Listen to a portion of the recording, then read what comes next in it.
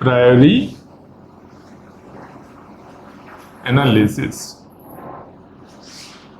प्रायोरी analysis में क्या बताए थे, जो एक रफ एस्टिमेट है बिना सिस्टम को देखे हुए, ना तो कंपाइलर को हम देख रहे हैं ना तो सीपीयू को, मीन्स प्रोसेसर को हम लोग देख रहे हैं, फास्ट है स्लो है कुछ भी रहे, एक जनरलाइज्ड टाइम कॉम्प्लेक्सिटी का एनालिसिस है कि कितना टाइम कोई भी प्रोग्राम रन करने में लगेगा, किसी भी प्रोग्राम को एग्जीक्यूशन में कितना टाइम लगेगा, उसका एक एस्टिमेट टाइम निकाल रहे हैं, रफ आइडिया, जो कि सारे सिस्टम के लिए, जितना भी सिस्टम होगा कहीं भी रन करवाएंगे रफली उसके अकॉर्डिंग ही, इसके अकॉर्डिंग ही सब सिस्टम में टाइम वेरी करेगा।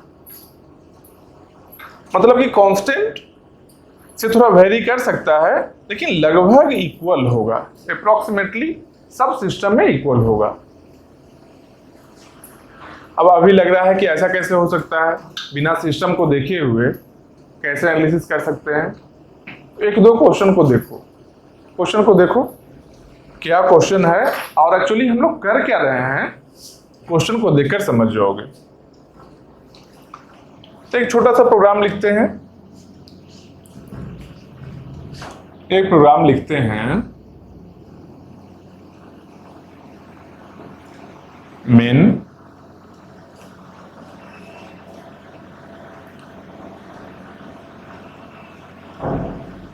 x equal to Y plus Z. मान लो ए फर्स्ट प्रोग्राम है हम लोग का। तो अब इस प्रोग्राम में क्या देखना है हम लोग को, इसको सही से लिख लो, मेन है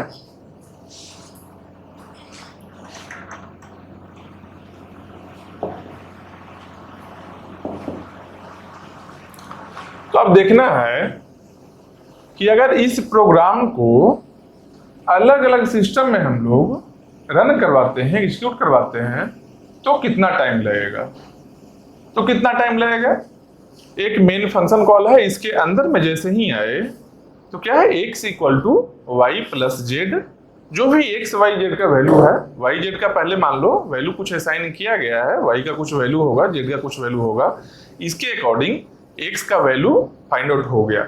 इसके बाद क्या होगा, हम लोग लूप से बाहर आ गए। ये लूप है नहीं, मेन फंक्शन कॉल है, तो एक ही स्टेटमेंट है, ये क्या है, सिंगल स्टेटमेंट है,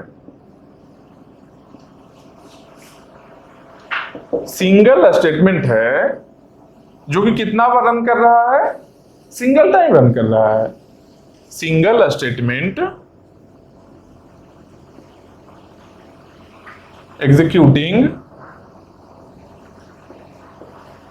सिंगल टाइम, मतलब कि एक स्टेटमेंट है और ए स्टेटमेंट एक बार ही रन कर रहा है, ए स्टेटमेंट एक बार ही रन कर रहा है। इसका मतलब क्या हुआ कि टाइम कितना लगा है, टाइम यूनिट टाइम लगा है, कुछ भी यूनिट हो, एक यूनिट टाइम लगा है एक स्टेटमेंट को रन करने में।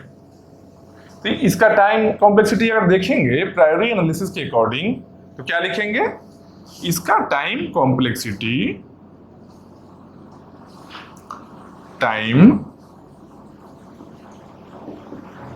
इसका टाइम कॉम्प्लेक्सिटी जो होगा क्या होगा, बीगो 1। तो अभी तो बोल रहे थे कि एक बार रन कर रहा है तो यूनिट टाइम लगेगा, और अभी लिखते टाइम क्या किया है, टाइम कॉम्प्लेक्सिटी टीसी से डिनोट करेंगे। तो अभी हम बोले क्या कि यूनिट टाइम लगेगा। क्यों यूनिट टाइम लगेगा, क्योंकि एक ही स्टेटमेंट है, सिंगल स्टेटमेंट है, और इसका एग्जीक्यूशन कितना टाइम हो रहा है, सिंगल टाइम हो रहा है, बस एक ही टाइम हो रहा है, सिंगल टाइम एग्जीक्यूशन भी इसका है। तो अभी हम क्या बताए कि इसको एग्जीक्यूट होने में टाइम लगेगा यूनिट टाइम, लेकिन लिखते टाइम क्या किए हैं, टाइम कॉम्प्लेक्सिटी इक्वल टू बीगो 1। जब एक टाइम था तो सिंपल एक लिखना चाहिए था, 1 लिखते हम, लेकिन यहां 1 नहीं लिखकर बिगो 1 लिखे हैं। ओ है बड़ा सा 1 है, इसका नेम मान लो बिगो नेम है। क्यों लिखे हैं इसका रीजन आने वाले क्लास में बताएंगे कि ओ कैसे आया है। पहले अभी बस इतना जानना है कि ओ को भूल जाएंगे। यहां है लिखा हुआ ओ का जो रीजन है, ये रीजन बताएंगे, इसको अभी नहीं देखना है। अभी देखना है ये जो मेन चीज लिखे हैं हम 1 है या कुछ और कहीं लिखा जाएगा, बस इस पर फोकस करना है कि अगर एक टाइम में रन किया है तो कितना हुआ टाइम कॉम्प्लेक्सिटी 1 हुआ है। सेम इसी तरीके से एक और प्रोग्राम को रन करते हैं, एक और प्रोग्राम लिखते हैं। बस देखते जाना कि टाइम कॉम्प्लेक्सिटी कैसे कैसे चेंज हो रहा है। ऐसा क्या स्टेटमेंट में होगा जो कि दो प्रोग्राम का टाइम कॉम्प्लेक्सिटी को डिफरेंट बनाएगा। जैसे इस प्रोग्राम का टाइम कॉम्प्लेक्सिटी 1 था, तो कोई और प्रोग्राम में ऐसा क्या होगा जो इससे डिफरेंट होगा। ठीक, बस इस छोटा ही चीज है, इसको ऑब्जर्व करना है और क्वेश्चंस के थ्रू सारा क्लियर हो जाएगा।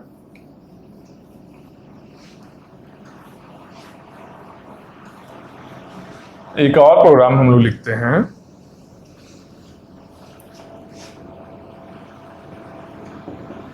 मेन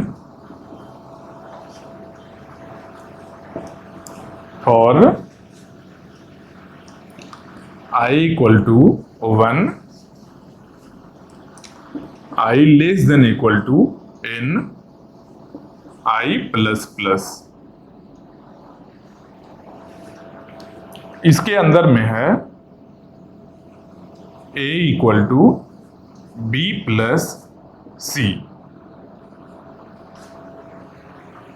अब पिछले वाले प्रोग्राम में क्या था, पिछले वाले को यहां लिख लेते हैं। पिछले वाले में था क्या, main a equal to b plus c। यहां पर था x equal to Y plus Z, एक ही है, स्टेटमेंट को एग्जीक्यूट करना है, बस यही इतना था। इसके अलावा और कुछ नहीं था। लास्ट प्रोग्राम जो हम लोग देखेंगे जिसका कि टाइम कॉम्प्लेक्सिटी कितना आया था 1 आया था। तो अब देखें कि इसमें और इसमें क्या चेंजिंग है। ठीक, हम लोग क्या कर रहे हैं, एक रिलेटिव एनालिसिस कर रहे हैं कि प्रोग्राम का पैटर्न चेंज होगा तो टाइम कॉम्प्लेक्सिटी कैसे चेंज होगा, चाहे वो प्रोग्राम किसी भी सिस्टम में रन कर रहा हो। सिस्टम डिपेंडेंट नहीं है, पहले ही बताए थे। प्रायरी एनालिसिस क्या है, सिस्टम डिपेंडेंट नहीं होता है। पोस्टरी एनालिसिस क्या होता है, सिस्टम डिपेंडेंट होता है। मतलब कि कंपाइलर कैसा है, प्रोसेसर कैसा है, वो पोस्टरी में देखेंगे। प्रायरी में केवल प्रोग्राम को हम लोग एनालाइज करते हैं, बस प्रोग्राम को एनालाइज कर रहे हैं। तो पहला वाला जब प्रोग्राम बताए, फर्स्ट नंबर प्रोग्राम जो था, इसमें क्या था, एक स्टेटमेंट था, एक सिंगल स्टेटमेंट है, और कितना टाइम रन किया था वो, एक ही टाइम रन किया था, एक स्टेटमेंट एक बार ही रन किया। तो इससे इसके अकॉर्डिंग हम लोग टाइम कॉम्प्लेक्सिटी क्या दिए, 1 दिए थे। अभी क्या है, जो इस प्रोग्राम को देखते हैं, देखो क्या है, मेन फॉर मतलब क्या हुआ, फॉर लूप है। लूप मतलब क्या, जो रिपीटेडली किसी पर्टिकुलर काम को बार बार करने के लिए हम लोग लूप का यूज करते हैं। ठीक, सी प्रोग्रामिंग में देखे होंगे कि फॉर लूप होता है, व्हाइल लूप होता है। लूप होता है मतलब कि रिपीटेशन काम के लिए बार बार एक ही काम को करना है। मान लो एक काम को 10 बार करना है, तो एक तरीका है क्या कि उसी काम को 10 बार प्रोग्राम में 10 अलग अलग टाइम इस चीज को ऐसे ऐसे लिखते।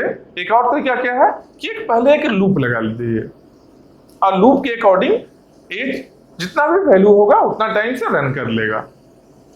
तो यहां क्या है, देखो फॉर लूप में देखो अच्छे से, i इक्वल टू 1 मतलब क्या है, i का इनिशियल वैल्यू कितना है, 1 है। मतलब i के वैल्यू को इनिशियलाइज कर दिए हम लोग। एक और क्या है, I less than equal to N. ए जो है इसको क्या लिखेंगे हम लोग, ये क्या होता है एक्चुअली, ये होता है इनिशियलाइजेशन। इनिशियलाइज किया वैल्यू को, इनिशियली कुछ वैल्यू पुट किए हैं। I less than equal to 1 मतलब ये चेक कर रहा है कि आई एन से लेस देन और इक्वल टू है कि नहीं। एन से या तो छोटा हो या तो एन के इक्वल हो, एन से बड़ा नहीं हो सकता है। मतलब क्या हुआ, ये हुआ कंडीशन चेकिंग। ये क्या हुआ, कंडीशन चेक। कंडीशन को चेक कर रहा है। आई इनिशियली क्या था, 1 था, इनिशियलाइजेशन इसको बोलते हैं। I less than equal to N 1 क्या है, कंडीशन चेकिंग है। और थर्ड में क्या है, आई प्लस प्लस। इसका मतलब क्या हुआ, आई प्लस प्लस मतलब क्या है कि आई बार बार एक ज्यादा बढ़ जाएगा। मतलब अभी 1 है, एक बार आई प्लस प्लस होगा तो 2 हो जाएगा, उसके बाद फिर से आई प्लस प्लस होगा तो 3 हो जाएगा, फिर से आई प्लस प्लस होगा तो 4 हो जाएगा। ये बढ़ते रहेगा। कहां तक बढ़ते रहेगा ये चीज, कब तक बढ़ेगा, जब तक कि कंडीशन फेल ना हो जाए। जब तक कंडीशन फेल ना हो जाए तब तक आई है जो प्लस प्लस होते रहेगा। तो ये आई प्लस प्लस क्या है, ये है इंक्रीमेंट ऑपरेटर। इंक्रीमेंट, इंक्रीमेंट के लिए आई प्लस प्लस यूज किया हम लोग। तो ये समझ गए फॉर लूप का फॉर्मेट क्या है, इनिशियलाइजेशन, कंडीशन चेकिंग और इंक्रीमेंट। अब आते हैं हम लोग मेन अपना प्रोग्राम पर आते हैं। ये लूप के बारे में बताए। अब प्रोग्राम में क्या है कि देखो हम क्या बोल रहे हैं कि जब जब आई प्लस प्लस होगा तब तक आई का वैल्यू 1 है तो 2 हो जाएगा, 2 है तो 3 हो जाएगा, 3 है तो 4 हो जाएगा। एक एक इंक्रीमेंट करेगा। तो इंक्रीमेंट करेगा तो और क्या होगा उसके साथ में, देखो और क्या होगा। जब पहली बार हम लोग यहां पर आएंगे मेन के बाद में फॉर लूप में आई इक्वल टू 1 पहले यहां आए, उसके बाद I less than equal to N. तो 1 है less than equal to N है क्या, मान लो एन का कुछ भी पर्टिकुलर वैल्यू है, मान लो एन इक्वल टू 100 ले लिए होते, तो 100 लेते तो क्या होता, 1 less than equal to N है क्या, मतलब कि 1 लेस देन इक्वल टू 100 है क्या, है, एक 100 से तो छोटा ही है। तो क्या होगा इसके बाद, यहां के बाद हम लोग यहां जाएंगे, इस वैल्यू के बाद यहां गए, उसके बाद में हम लोग आएंगे स्टेटमेंट को रन करवाने पर। इसके बाद यहां नहीं जाएंगे, हम लोग क्या करेंगे, स्टेटमेंट को रन करवाएंगे। a equal to B plus C 1 time run कर गया। फिर इसके बाद कहाँ जाएंगे, इसके बाद हम लोग आएंगे इंक्रीमेंट ऑपरेटर के पास, जो एक बार तो रन कर चुका है। अब यहां आए आई प्लस प्लस हुआ, तो इनिशियल वैल्यू 1 था ना आई का, अब क्या हुआ, आई प्लस प्लस जब ए 1 टाइम एग्जीक्यूशन तो हो गया, आई का वैल्यू 1 के लिए तो 1 टाइम हो चुका है एग्जीक्यूशन। उसके बाद यहां के बाद इंक्रीमेंट ऑपरेटर के पास में चले गए, क्या किए, आई का वैल्यू 1 था ना, तो इंक्रीमेंट कर दिया, 1 से बना दिया 2, इंक्रीमेंट कर दिया। अब 2 जो बनाया है, ये जो 2 बना इंक्रीमेंट ऑपरेटर से, फिर 2 को चेक करेंगे कंडीशन चेकिंग में लाकर। देखो यहां से बैक आ रहे हैं, यहां पर कंडीशन चेकिंग कर रहे हैं क्या, 2 जो आई का अभी करंट वैल्यू है, जो 2 less than equal to N है क्या, एन का वैल्यू कितना है, 100 लिए थे, 2 लेस देन इक्वल टू 100 है क्या, हाँ है, 2 तो 100 से छोटा है ना। तो क्या होगा, फिर से इस स्टेटमेंट के पास में आएंगे, फिर इसको एक बार एग्जीक्यूट करवाए, पहले एक बार हो चुका था, फिर से 1 मोर टाइम एग्जीक्यूट करवाया इसको। फिर यहां इसके एग्जीक्यूशन के बाद क्या करेंगे, फिर से हम लोग वापस जाएंगे इंक्रीमेंट ऑपरेटर के पास में। क्यों, क्योंकि फॉर लूप है, बार बार एक ही काम को करेगा जब तक कि ये जो कंडीशन है, कंडीशन चेक का मतलब यही है कि ये पर्टिकुलर कंडीशन फेल ना हो जाए। जब तक ये कंडीशन फेल नहीं होगा तब तक हम लोग यही काम रोटेशन करते रहेंगे, यहां से यहां जाएंगे, कंडीशन के बाद में स्टेटमेंट के पास आए, स्टेटमेंट के बाद में इंक्रीमेंट के पास, इंक्रीमेंट से फिर कंडीशन चेक, ये मूव करेंगे इस डायरेक्शन में ही। तो क्या हुआ, अब दूसरी टाइम एग्जीक्यूशन के बाद में क्या किया, यहां पर फिर से हम लोग गए इंक्रीमेंट ऑपरेटर के पास में। ये क्या किया, अच्छा 2 वैल्यू है ना, तो 2 को इंक्रीमेंट कर दिया, 3 कर दिया है। 2 को इंक्रीमेंट ऑपरेटर है जो एक ज्यादा कर दिया। तो इसका काम क्या है, इसका बस एक ही काम है, जो भी पहले का वैल्यू है, इनिशियल वैल्यू जो है, जस्ट बिफोर जो वैल्यू है, उस वैल्यू को 1 बढ़ा देना। तो इस पर्टिकुलर टाइम पर आई का वैल्यू क्या था, करेंट वैल्यू बोल सकते हैं, क्या था, 2 था। 2 को बढ़ा कर 3 बना दिया। अब 3 को लाकर चेक करेंगे, I less than equal to n, मतलब 3 लेस देन इक्वल टू 100 है क्या, हाँ है, ऑब्वियसली है, 3 100 से छोटा है। तो क्या हुआ, फिर उसके बाद में इस स्टेटमेंट के पास में आए, एक बार और इसको एग्जीक्यूट करवाए, फिर 1 मोर टाइम हो गया, एक और बार हो गया। फिर यहाँ के बाद कहाँ जाएंगे, फिर यहाँ के बाद हम लोग इंक्रीमेंट ऑपरेटर के पास ही जाएंगे। तो अभी करेंट वैल्यू 3 है, 3 के बाद में क्या हुआ, इंक्रीमेंट किया ना, अब इसका वैल्यू 4 हो चुका है। 4 में फिर क्या करेंगे, वही काम करेंगे, कंडीशन को चेक करेंगे। 4 में चेक करेंगे, 4 भी लेस देन 100 है, एग्जीक्यूट करवाएंगे। मतलब तब तक इसको एग्जीक्यूट करवाएंगे जब तक ये कंडीशन फेल ना हो जाए। ये कंडीशन फेल कब होगा, I less than equal to n fail कब होगा, तो यहां पर देखो, अगर लिखते हैं, अच्छा एक कॉर्नर में रफ करते हैं, I less than equal to n, अगर n का वैल्यू 100 है और i 1 से स्टार्ट हो रहा है, तो एक कंडीशन फेल कब होगा, जब 1 से बढ़ेंगे, देखो क्या है, 1 2 3 4 ऐसे ही जाएगा, 98 पहुंचेगा।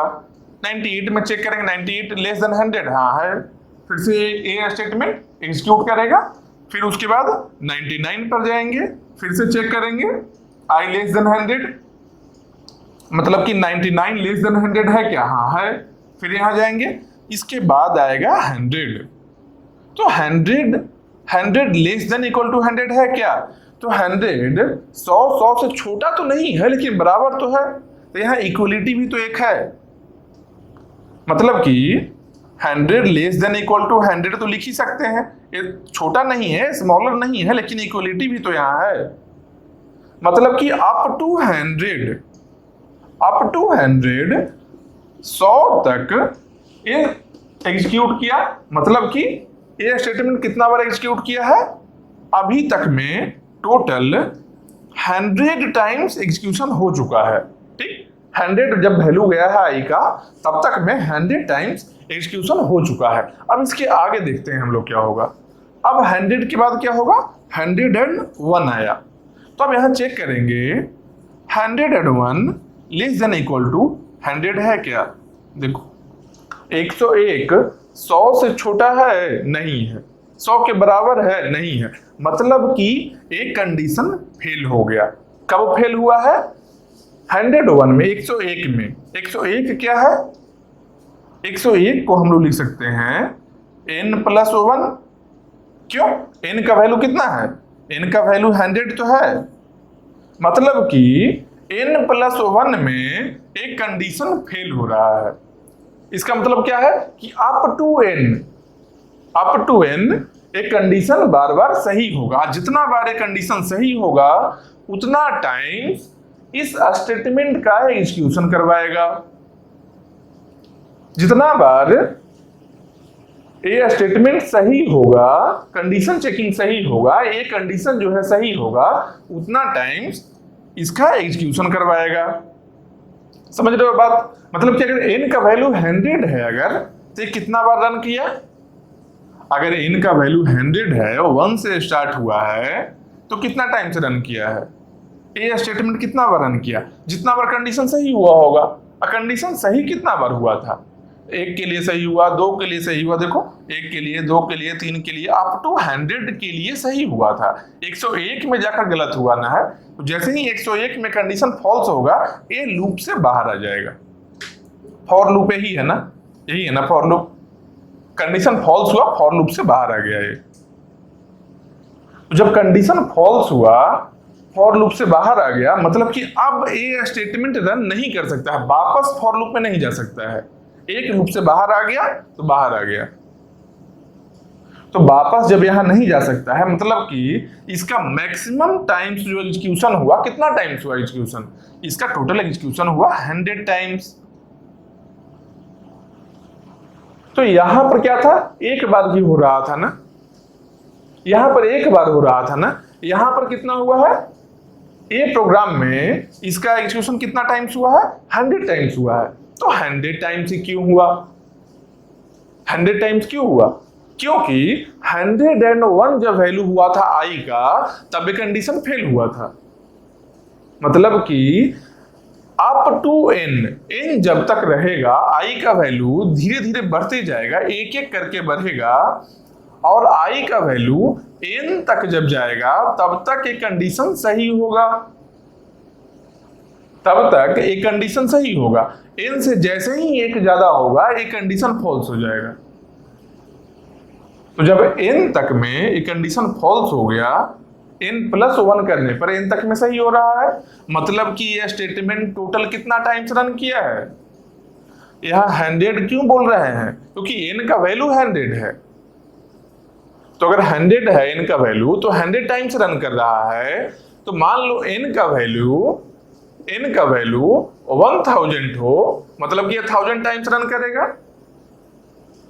ये लूप के चलते, ये फॉर लूप के चलते, ये जो स्टेटमेंट है, जो अगर n का वैल्यू 100 है तो 100 बार रन कर रहा है, 1000 है तो 1000 बार, 10,000 वैल्यू n का होगा तो 10,000 टाइम्स रन करेगा। इसका मतलब क्या है कि अगर n का वैल्यू अगर n ही है, कितना भी n मतलब वेरिएबल है, कितना भी हो सकता है, बहुत बड़ा वैल्यू भी हो सकता है। तो अगर n का वैल्यू n अगर दिया हुआ है, n ही अगर वेरिएबल के टर्म में अगर हम बात करें, इसका मतलब कि ये स्टेटमेंट कितना बार रन करेगा, टोटल n टाइम्स रन करेगा, n टाइम्स ही करेगा ना, क्योंकि 100 वैल्यू है तो 100 टाइम्स कर रहा है, 1000 वैल्यू है तो 1000 टाइम्स रन कर रहा है। क्यों, क्योंकि 100+1 में जाकर ये फॉल्स हो रहा है कंडीशन, 100+1 जाकर ये फॉल्स हो रहा है। मान लो इस कंडीशन के जगह पर एक और कंडीशन रहता, क्या, इसमें थोड़ा सा चेंजिंग रहता कंडीशन में, क्या रहता कंडीशन, i<n। मान लो कंडीशन यही रहता, तब क्या होता, तो जब हम लोग बढ़ा रहे थे 1 2 3 4 ऐसे 98 आया था, 99 आया था, तो 99 में देखेंगे क्या कि 99<100, हाँ है, सही है, तो एग्जीक्यूट करेगा ये स्टेटमेंट। लेकिन जैसे ही 100 आएगा हम लोग का वैल्यू, तो 100<100 है क्या, नहीं, फॉल्स हो गया। मतलब कि अगर इक्वल का साइन, इक्वलिटी नहीं है, अगर यहां पर केवल लेस देन रहता, तब जो 101 होने पर जब ये फॉल्स हो रहा था स्टेटमेंट, अगर लेस देन था, i<=n था, तो कितना पर फॉल्स हो रहा था, एक कंडीशन फॉल्स हो रहा था 101 पर। कब, जब लेस देन n था। अब अगर लेस देन केवल रहेगा, केवल ही लेस देन रहे, तब कब ये फॉल्स हो रहा है, तब 100 पर ही हो रहा है फॉल्स। तो जब 101 पर जब फॉल्स हो रहा था, तब ये स्टेटमेंट 100 टाइम चल रहा था, मतलब n टाइम चल रहा था, n का वैल्यू क्योंकि 100 है। अब अगर केवल लेस देन रहेगा, तब ये 100 पर ही फॉल्स हो रहा है, मतलब कि अप टू 99 तो सही था ना, जब तक 99 वैल्यू हुआ i का, तब तक तो एग्जीक्यूट किया ही था ये। इसका मतलब क्या है, 99 को क्या लिख सकते हैं, n-1, क्यों? क्योंकि n का वैल्यू 100 है, 100 माइनस 1 इक्वल टू 99। मतलब कि अगर लेस देन केवल रहे, अगर इक्वलिटी का साइन, ये जो इक्वल का साइन है नहीं भी रहे, तब भी n माइनस 1 टाइम्स तो ये लूप चलेगा ही चलेगा। अगर लेस देन इक्वल टू है तो n टाइम चलेगा। यहां पर लिख लो अच्छे से, अगर i less than equal to n है तब ये कितना बार चलेगा लूप? तब चलेगा n टाइम्स। और अगर i लेस देन n अगर है तब कितना टाइम चला? n minus 1। n minus 1, n और n माइनस 1 में कितना का डिफरेंस है? एक का ही तो डिफरेंस है। तो पहले ही बताया हम लोग क्या कि प्रायरी एनालिसिस है जो एप्रॉक्स एनालिसिस है। प्रायरी एनालिसिस क्या है? एग्जैक्ट नहीं है, एप्रॉक्स है। मतलब क्या कि एक ज्यादा कम को हम लोग इग्नोर करेंगे। छोटा छोटा नंबर जो ज्यादा कम होगा उसको क्या करेंगे हम लोग? इसको इग्नोर करेंगे। चाहे n माइनस 1 रहे या फिर n माइनस 10 रहे, या कोई भी कांस्टेंट नंबर अगर n माइनस है, n से अगर कोई कांस्टेंट नंबर को माइनस कर रहे हैं, क्या है? 1 रहे, 2 रहे, 3 रहे, 4 रहे, सब क्या है? कांस्टेंट है। जब कांस्टेंट को माइनस करेंगे तब चेंजिंग नहीं आएगा, तब दोनों को बराबर ही लेंगे हम लोग। तो यहां पर n का वैल्यू समझाने के लिए 100 लिए हैं, लेकिन एक्चुअल में 100 है नहीं।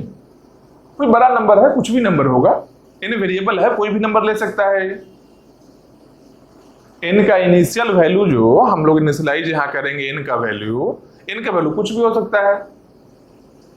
कोई बहुत बड़ा वैल्यू है तो -1 करो या -10 करो या -100 करो, क्या फर्क पड़ता है? मान लो 10 लाख से है, मान लेते हैं n इक्वल टू 10 लाख है, तो अगर n माइनस 50 करेंगे कोई फर्क पड़ेगा क्या? 10 लाख वैल्यू ही है, n माइनस 50 की 10 लाख में 50 कम, कोई डिफरेंस क्रिएट कर सकता है क्या? कोई डिफरेंस नहीं है, लगभग बराबर ही है दोनों।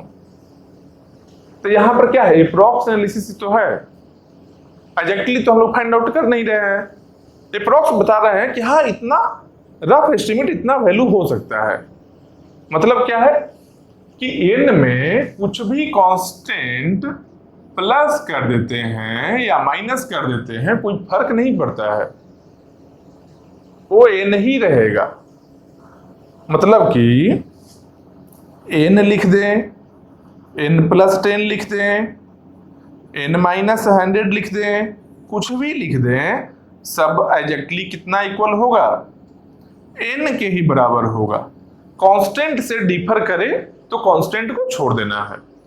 क्यों? क्योंकि हम लोग रफ एनालिसिस कर रहे हैं, और इस रफ एनालिसिस के चलते ही, जो रफ एनालिसिस है इसके चलते ही हम लोग एक बीगो ले रहे हैं। देखो ये बड़ा सा O है ना, 1 के पहले O लिए थे ना, बीगो ले रहे हैं।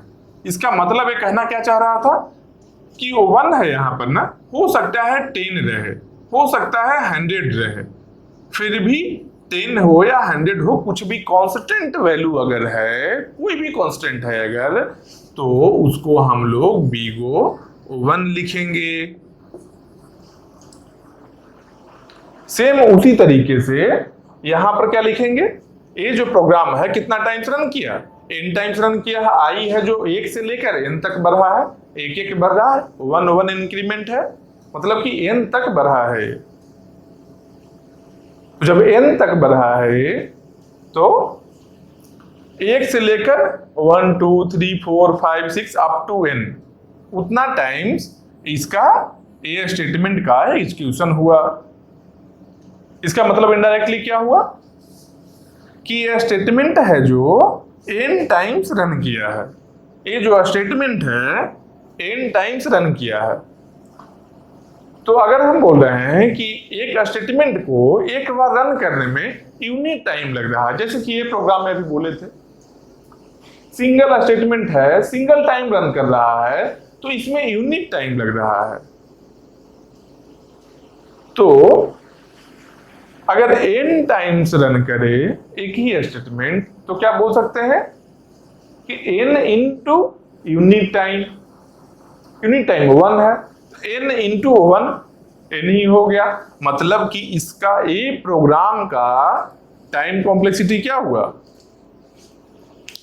ये जो प्रोग्राम है थर्ड वाला, तो सेकेंड, पहला तो ये था, ये हो गया था सेकेंड नंबर, ये सेकेंड हो गया था। सेकेंड नंबर का टाइम कॉम्प्लेक्सिटी क्या हुआ, टाइम कॉम्प्लेक्सिटी क्या हुआ, बिगो एन। बिगो अब क्यों लिए हैं, रफली समझ रहे हो ना। बिगो का मतलब क्या है, हम लोग रफ डेटा ले रहे हैं, हो सकता है एन से थोड़ा ज्यादा रहे थोड़ा कम रहे, इसके चलते ही बिगो ले रहे हैं। इसके बारे में अच्छा से डिटेल में आएगा, ये जब हो जाएगा प्रायोरी एनालिसिस हो जाएगा, उसके बाद बिगो क्या है नहीं है इसके बारे में डिटेल से एक प्रॉपर टॉपिक है, इस पर आएंगे। अभी बस इतना जानो कि एग्जैक्ट वैल्यू हम लोग को नहीं पता है, इसलिए हम लोग यहां बिगो लिख रहे हैं। ठीक, मेन कॉन्सेंट्रेट क्या करना है कि प्रोग्राम का टाइम कॉम्प्लेक्सिटी हम लोग निकालते कैसे हैं। तो हम लोग देखते हैं कि प्रोग्राम में जो भी स्टेटमेंट है कितना नंबर ऑफ टाइम्स रन कर रहा है। एक स्टेटमेंट था एक ही बार रन कर रहा था, मतलब कि यूनिट टाइम लग गया। एक ही स्टेटमेंट है, सेम स्टेटमेंट है, लेकिन ये n number of times run कर रहा है लूप के चलते, फॉर लूप के चलते n number of times run किया है, तो इसका कॉम्प्लेक्सिटी कितना हुआ, n हो गया। इस तरीके से ही और भी क्वेश्चंस देखेंगे। नहीं भी कुछ समझ में आ रहा, कोई दिक्कत नहीं है, एक दो क्वेश्चन और देखो, पूरा क्वेश्चन क्लियर हो जाएगा, हर चीज समझ में आएगा।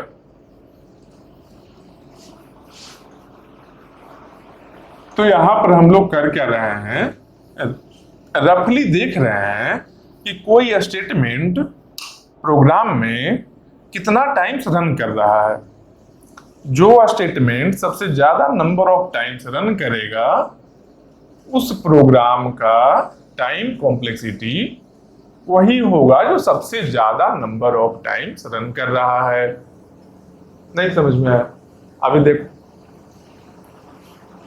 फिर से सुनो क्या बोले। किसी भी प्रोग्राम का टाइम कॉम्प्लेक्सिटी का मतलब है कि उस प्रोग्राम में मान लो एक से ज्यादा स्टेटमेंट है, अगर एक से ज्यादा स्टेटमेंट है उस प्रोग्राम में, तो उस प्रोग्राम का टाइम कॉम्प्लेक्सिटी उस स्टेटमेंट पर डिपेंड करेगा जो कि सबसे ज्यादा नंबर ऑफ टाइम्स रन कर रहा है या एग्जीक्यूट कर रहा है। तो एक और क्वेश्चन देखते हैं इसका, ये क्या है, क्वेश्चन नंबर 3। दो पहले बताए, एक में 1 आया था, एक में n आया है, फिर इसको देखते हैं।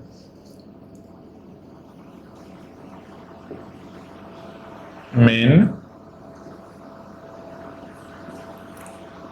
और i equal to 1, i less than equal to रहे या फिर केवल लेस देन रहे, समझ रहे हो बात। i लेस देन n रहे या फिर लेस देन इक्वल टू रहे, कोई ज्यादा फर्क नहीं पड़ेगा। क्यों? क्योंकि लेस देन और इक्वल होने में एक का ही फर्क है ना, और प्रायोरिटी में हम लोग क्या कर रहे हैं, रफ एस्टिमेट है, इसलिए एक का कोई डिफरेंस को कंसीडर ही नहीं करेंगे, एक को सीधा ही छोड़ देंगे। तो i less than equal to n, i equal to i plus 5,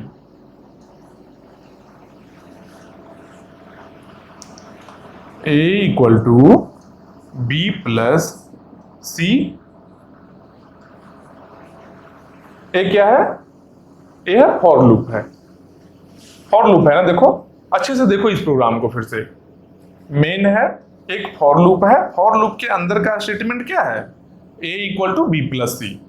मतलब क्या है कि a equal to B plus C एक स्टेटमेंट तो है, लेकिन ये कितना टाइम एग्जीक्यूट करेगा ये डिपेंड कर रहा है किस पर, इसके पहले लगे हुए लूप पर। मतलब कि फॉर लूप पर डिपेंड कर रहा है कि ये जो स्टेटमेंट है ए इक्वल टू बी प्लस सी कितना टाइम रन करेगा। ठीक, तो कितना टाइम रन करेगा। फिर से वैसा ही है ना, देखो i इक्वल टू 1 है, i less than equal to n है। यहां पर देखो i equal to i plus 5 है। पिछले वाले में क्या था, i प्लस प्लस था। i plus plus increment operator है, i प्लस प्लस या प्लस प्लस i दोनों ही इंक्रीमेंट ऑपरेटर है, एक से इंक्रीज करेगा। इसको बोलते हैं पोस्ट इंक्रीमेंट, इसको बोलते हैं प्री इंक्रीमेंट, PRE इंक्रीमेंट।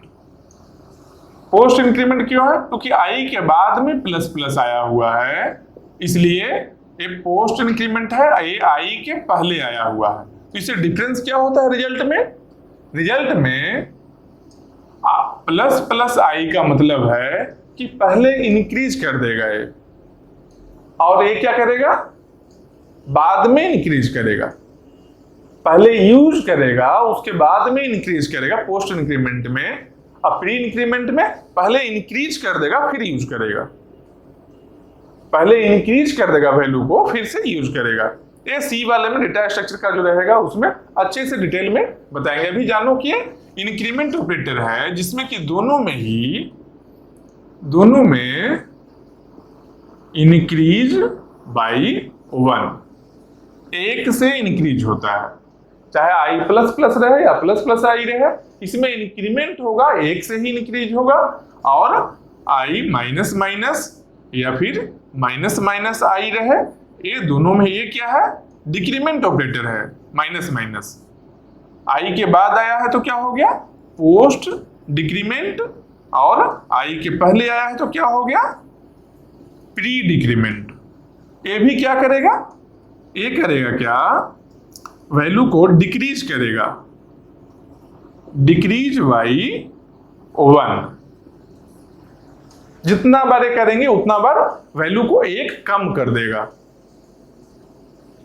तो इंक्रीमेंट है और डिक्रीमेंट है, दोनों ही या तो इंक्रीज बाई 1 करेगा इंक्रीमेंट में, या फिर डिक्रीमेंट है तो डिक्रीज बाई 1 करेगा। लेकिन यहां पर ऐसा नहीं है, यहां पर देखो अच्छे से क्या है, i equal to i plus 5। इसका मीनिंग क्या है, हम लोग एक बार प्रोग्राम को रन करवाते हैं। यहां पर इनिशियल वैल्यू क्या है, देखो i इक्वल टू 1, पहले इनिशियलाइजेशन हुआ, फिर उसके बाद i less than equal to n, उसके बाद क्या हो गया, मान लो i का वैल्यू यहां पर 1 है, पहले वाले को देखते हैं 1 है, i less than equal to हाँ है, फिर यह स्टेटमेंट पर आया, स्टेटमेंट को एक बार रन करवाया, फिर जब यहां आया है, देखो यहां के बाद कहां जाएगा, यहां जाएगा, कंडीशन चेकिंग किया, फिर कंडीशन चेक करने के बाद में कहां आया, स्टेटमेंट पर आया, फिर स्टेटमेंट को एक बार रन करवाया, एक बार देखो रन करवाया स्टेटमेंट को, फिर कहां गया, यहां पर गया। यहां जाने के बाद क्या हुआ है, एक बोल रहा है कि i equal to i plus 5, मतलब कि जो भी i का प्रेजेंट वैल्यू है, i का जो भी प्रेजेंट वैल्यू है उसको क्या करेगा, ये 5 से बढ़ा देगा, इंक्रीज कर देगा 5 से। जो भी वैल्यू है प्रेजेंटली अभी i का जो वैल्यू है उस वैल्यू को 5 से इंक्रीज करेगा। तो अभी वैल्यू कितना है, 1 है, तो 1 के बाद 1 प्लस 5 किया तो कितना हो गया, 1 प्लस 5 6 हो गया, मतलब कि 6 हो गया। तो अगला वैल्यू जो यहां से आया, जो 6 आया है, इसके बाद फिर से कंडीशन चेक करेगा, 6 less than equal to n है, ये स्टेटमेंट को रन करवाया एक बार, फिर यहां गया, फिर यहां जाने के बाद क्या हो गया, 6 है ना अभी प्रेजेंट वैल्यू, इसको 5 से इंक्रीज करेगा, तो 6 प्लस 5 कितना हुआ, 11 हुआ। मतलब कि पिछले वाले में हम लोग क्या देखे कि जब इंक्रीमेंट ऑपरेटर रहता है तब क्या होता है, 1 हुआ, 2 हुआ, 3 हुआ, अप टू कहां जा रहा था, n तक जा रहा था। अगर 100 रहता 1 2 3 4 5 अप टू 100, यहां पर क्या है, हर बार 5 से बढ़ जा रहा है। तो हर बार 5 से बढ़ रहा है, तो देखो क्या है, 1 होगा, 6 होगा, 11 हो गया, फिर यहां पर 5 तो 16 हो गया, फिर 21 हो गया, फिर 26 हो गया। देखो कितना ज्यादा बढ़ रहा है। यहाँ पर 1 2 3 4 1 2 3 4 में बढ़ रहा है। 1 6 11 16, हर बार 5 का डिफरेंस है। यहाँ पर भी 5 का डिफरेंस है, यहाँ भी 5 का डिफरेंस है, यहाँ भी 5 का डिफरेंस है। क्यों है 5 का डिफरेंस? क्योंकि i equal to i plus 5 है, बार बार 5 बढ़ाना है यहाँ पर। तो इसमें देखेंगे कितना नंबर ऑफ टाइम से रन कर रहा है।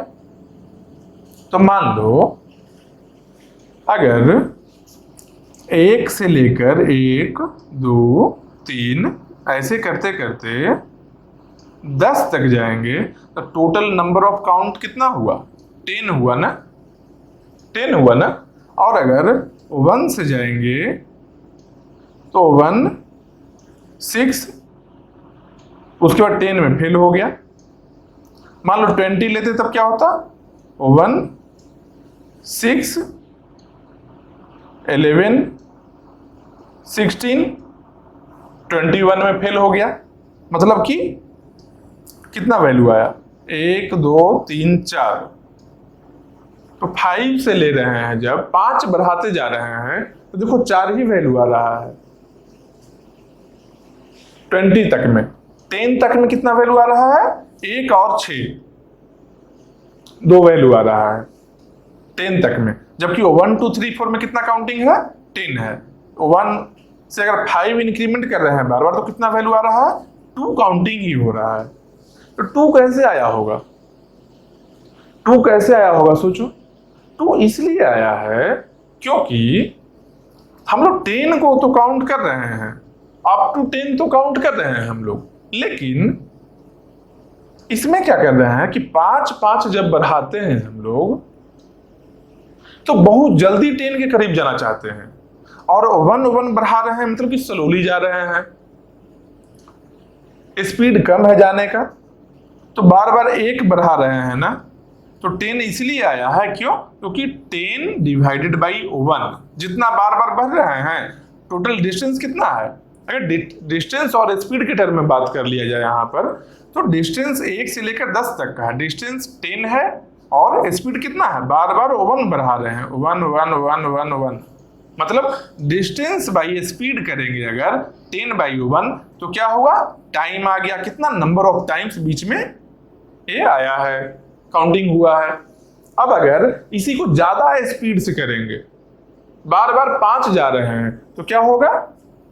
10 डिवाइडेड बाई 5, तो कितना हुआ देखो? 5 2 जा 10, 2 आया ना, यही वैल्यू तो यहां आ रहा था। मान लो 20 लेते हैं यहां पर, तो क्या होता? 20 डिवाइडेड बाई 5, क्योंकि बार बार 5 इंक्रीज कर रहे हैं, स्पीड है, रेट ऑफ चेंज देख रहे हैं यहाँ पर, स्पीड 5 है, तो 5 20 बाई 5 कितना होगा? 4 होता है। देखो 1 2 3 4, मतलब जो मैक्सिमम वैल्यू है उसमें जिस रेट से हम लोग बढ़ रहे हैं उससे डिवाइड करेंगे ना। देखो मैक्सिमम वैल्यू 20 था, अब तो 20 तक काउंट करना है। अगर बार बार 5 बढ़ा रहे हैं, मतलब कि 20 बाई 5, मतलब कि 4 टाइम्स। तो सेम यहां पर भी है, जो हम लोग को जाना तो है n तक जाना है, तो मैक्सिमम लिमिट क्या है? मैक्सिमम लिमिट है n। चेंजिंग कितना का ला रहे हैं? हर यूनिट टाइम में कितना चेंज कर रहा है? एक स्टेटमेंट रन कर रहा है, यूनिट टाइम लगता है रन करने में, यहां से आया फिर यहां गया, एक ही यूनिट टाइम में चला गया, फिर रोटेट करके फिर से यहां गया। पर यूनिट टाइम 5 5 बढ़ा रहे हैं हम लोग, मतलब कि इंक्रीज करने का रेट कितना है? 5 है हर यूनिट टाइम में, मतलब कि n डिवाइडेड बाई 5। यही हुआ ना। पिछले वाले में क्या था? पिछले वाले में n बाई 1 था। क्यों? क्योंकि i प्लस प्लस है, 1 से ही बढ़ाएगा बार बार। यहां पर क्या है? हमेशा 5 से इंक्रीज कर रहा है, तो यहां क्या आया? n डिवाइडेड बाई 5, मतलब कि n/5 number of times A statement execute होगा। समझ रहे हो बात? अभी जो हम लोग टाइम देखे कि कितना टाइम में n/5 क्या है, n/5 हम लोग को बता रहा है कि कितना टाइम्स इसको एग्जीक्यूट करेंगे तब हम लोग 1 से n तक पहुंचेंगे। अगर 1 से हम लोग को n तक जाना है, इस रेट से चेंज करेंगे +5 तो टोटल टाइम जो लगेगा वो n/5 लगेगा। तो जितना टाइम्स हम लोग 1 से n पहुंचेंगे उतना टाइम से भी तो रन करेगा, क्योंकि इसके बाद में, इस स्टेटमेंट के बाद में हम लोग कंडीशन चेक करते हैं, फिर यहां पर तो आते ही है, तभी उसके बाद फिर से इंक्रीमेंट करने यहां जाते हैं। इसका मतलब n/5 टाइम्स ए स्टेटमेंट रन करेगा। लेकिन अभी हम क्या बताए थे कि प्रायरी एनालिसिस है ना, इसमें रफ एस्टिमेट देखते हैं ना, तो कांस्टेंट से कोई भी कांस्टेंट रहे, 5 क्या है, कांस्टेंट नंबर है, कोई भी कांस्टेंट रहे, n में प्लस कर दो, के मतलब कांस्टेंट ले रहे हैं, ठीक, तो n है वेरिएबल, n में प्लस के कर दो या माइनस के कर दो या इनटू के कर दो या डिवीजन के कर दो। ये सब केस में टोटल जो वैल्यू होगा प्रायरी एनालिसिस के अकॉर्डिंग वो होगा n ही होगा, चेंजिंग नहीं आएगा। किसी भी कांस्टेंट से, चाहे 5 रहे चाहे 50 रहे, यहां पर किसी भी कांस्टेंट से हम लोग या तो ऐड करते हैं n में, या सब्ट्रैक्ट करते हैं, या मल्टीप्लाई करते हैं, या डिवीजन करते हैं, सब केसेज में इसका जो वैल्यू होगा वो होगा n ही। और इस n को कैसे लिखेंगे हम लोग? इस n को लिखने का तरीका तो बताए ही थे। n को लिखेंगे बीगो n। बीगो n क्यों लिखे हैं? क्योंकि हो सकता है n में प्लस माइनस इनटू डिवीजन कुछ भी रहे, लेकिन रफली n के इक्वल है, बीगो यही बताएगा। क्यों? क्योंकि हम लोग एग्जैक्ट एनालिसिस यहां नहीं कर रहे हैं, प्रायरी एनालिसिस में एक रफ एस्टिमेट है हम लोग का। वेरिएबल के टर्म में बात करेंगे, कांस्टेंट के टर्म में नहीं बात करेंगे। ये जो कांस्टेंट है, प्लस माइनस कुछ भी हो रहा है, इनटू डिवीजन हो रहा है, इसके टर्म में बात ही नहीं करेंगे। इसलिए n/5 आया, n/5 नंबर ऑफ टाइम्स अगर एग्जीक्यूट कर रहा है तो इसका टाइम कॉम्प्लेक्सिटी कितना होगा? टाइम कॉम्प्लेक्सिटी हुआ बीगो n। क्यों? क्योंकि डिवीजन कर रहे हैं 5 से, 5 तो कांस्टेंट है, तो कांस्टेंट से मल्टीप्लिकेशन हो, डिवीजन हो, एडिशन हो, सब्ट्रैक्शन हो, इक्वल ही होता है, n के बराबर ही होगा, तो बीगो n हो गया। अब मान लो यहां पर रहता i = i + 5 की जगह पर रहता i = i + 20, i = i + 5 की जगह पर होता i = i + 20, तो क्या करते? ये भी सिंपल था, जैसे n/5 आया है उस तरीके से बार बार 20 इंक्रीज करेंगे, हर स्टेप में 20 इंक्रीज कर रहे हैं, मतलब कि 1 से n तक पहुंचने में हम लोग को n/20 स्टेप्स लगता। तो टाइम के कितना टाइम से रन करता? n/20 times. n/20 टाइम्स का वैल्यू भी तो बीगो n ही होगा। n/20 है, 20 क्या कांस्टेंट तो है, मतलब कि i = i + 20 हो या फिर i + 30 हो, 100 हो, कुछ भी कांस्टेंट हो, मतलब कि i = i + k के फॉर्मेट में अगर रहे, इंक्रीमेंट जो हो रहा है अगर i = i + k के फॉर्मेट में रहे, k क्या है? k है कांस्टेंट। अगर k कांस्टेंट है तो उस केस में टाइम कॉम्प्लेक्सिटी क्या होगा? बीगो n ही होगा।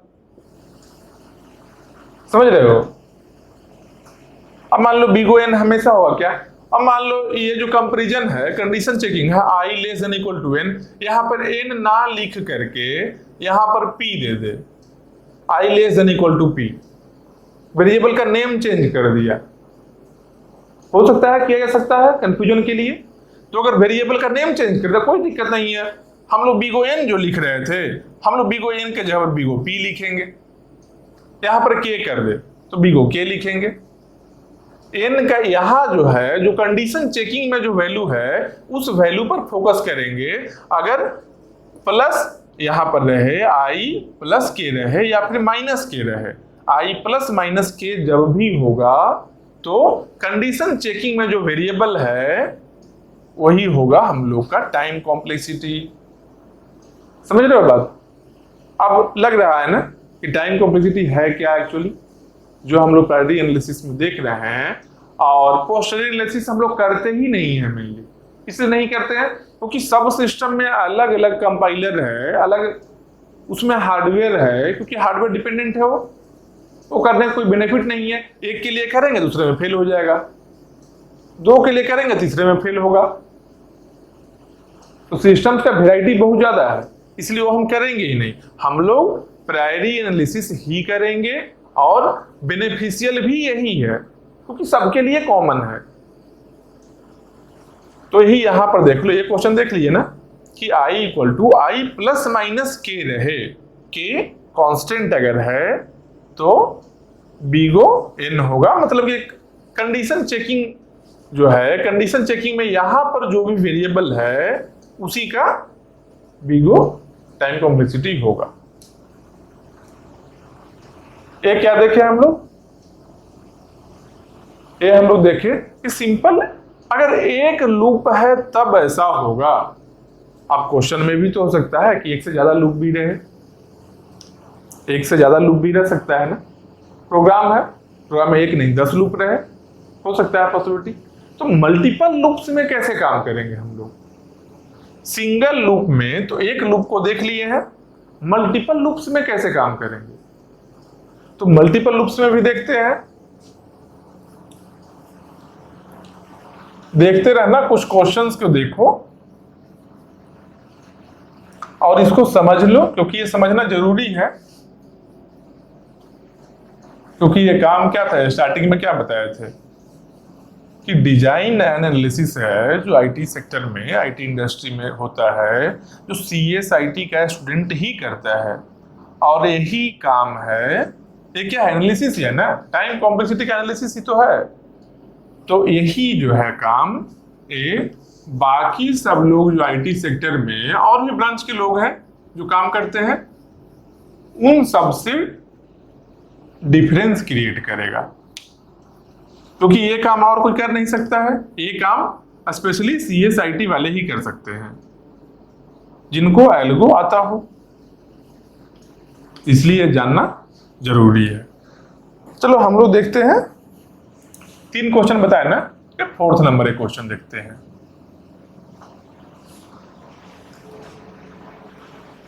तो 4th नंबर में क्या है